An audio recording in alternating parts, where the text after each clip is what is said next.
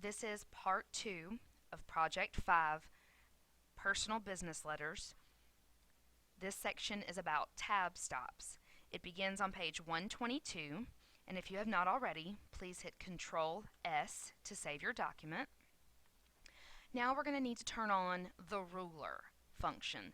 So go up to the top and click View tab and put a check mark in the ruler box.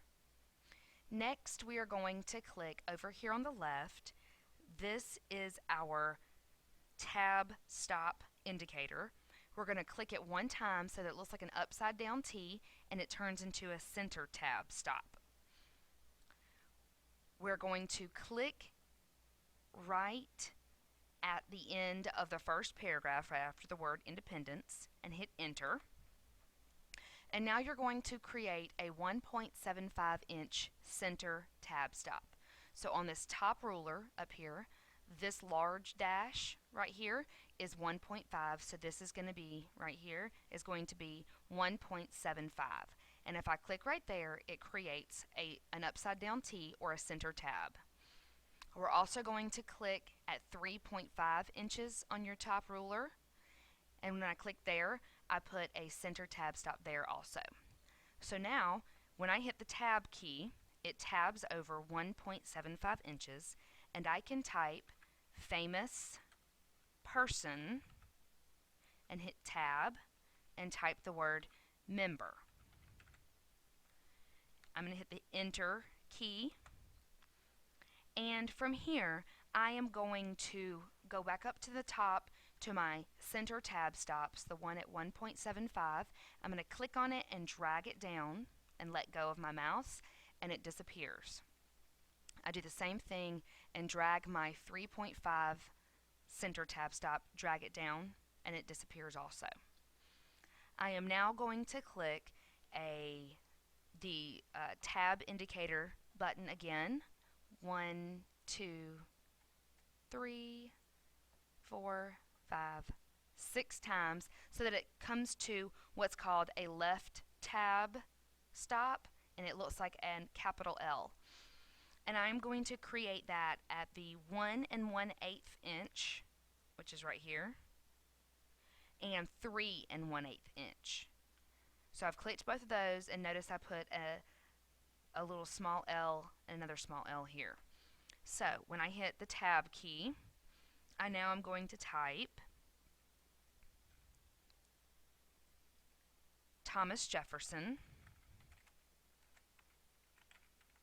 tab, Louis Gonzalez, enter, tab, John Adams, tab, Jeff Stevens, enter, tab, Benjamin Franklin, tab, Ray Jackson, enter, tab, Abigail Adams, tab, Julie Wilson.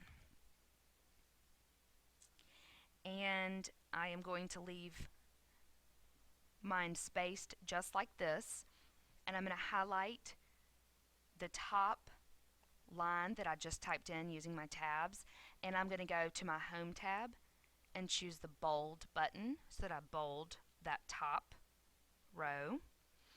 And I'm also going to highlight famous person all the way through Ray Jackson, so these first 4 lines, and I'm going to choose my paragraph line and paragraph spacing button and remove spacing after paragraph button, and I am going to click at the end of Julie Wilson right after the word Wilson. I'm going to go to my page layout tab and click in the spacing after button, type 10 and hit enter to make the spacing after a little bit larger. Next, we are going to create an envelope using our letter that we just created. So first hit Control S to save your document. We are on page 124. We are going to highlight the letter address, which is Ms. Janice Hollingsworth, through the end of that address. And we're going to click the Mailings tab at the top and locate the Create group and click on the Envelopes button. And when I click on the Envelopes button, it comes up and automatically puts my delivery address into the Envelopes box. Make sure you're in the Envelopes tab, and we are going to highlight this, make sure that we keep the address highlighted, right click on it and click Font, and we are going to choose or click in, put a check mark in all caps and hit OK so that it turns it to all caps. We're going to take out the period after Ms. We're going to take out the comma after Madison, and we're going to click in the return address box and type in the return address, which will be Julie Wilson, 1925 Rocky Hill Drive, Madison, Wisconsin, 53707-1925. And we're going to click in the options box, and then we're going to make sure we are in envelope options.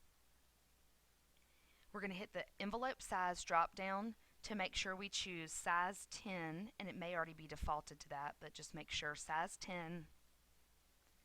Click OK,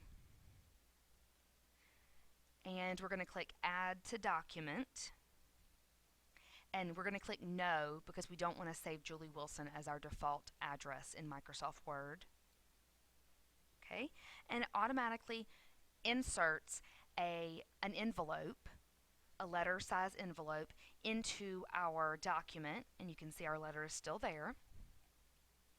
Okay, next, and our final part is to add address labels to, or create address labels using our return address. So we are going to hit Control S to save. Now you're going to go to File, New, and we're going to click Blank Document. And in a brand new Word document, we are going to click the Mailings tab, and we're going to click the Labels button. Now make sure you are in the Labels tab, and our address again is going to be the same one. We got to retype it. Julie,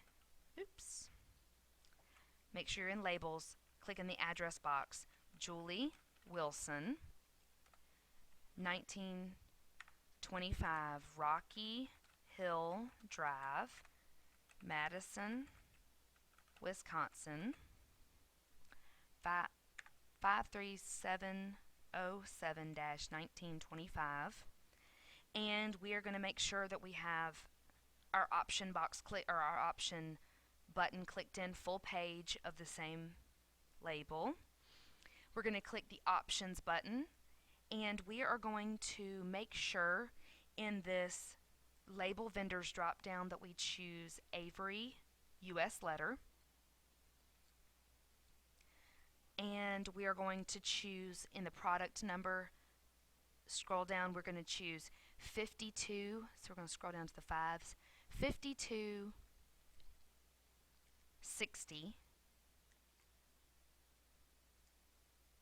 Oops, that's not it. 5260 Easy Peel address labels, and click OK.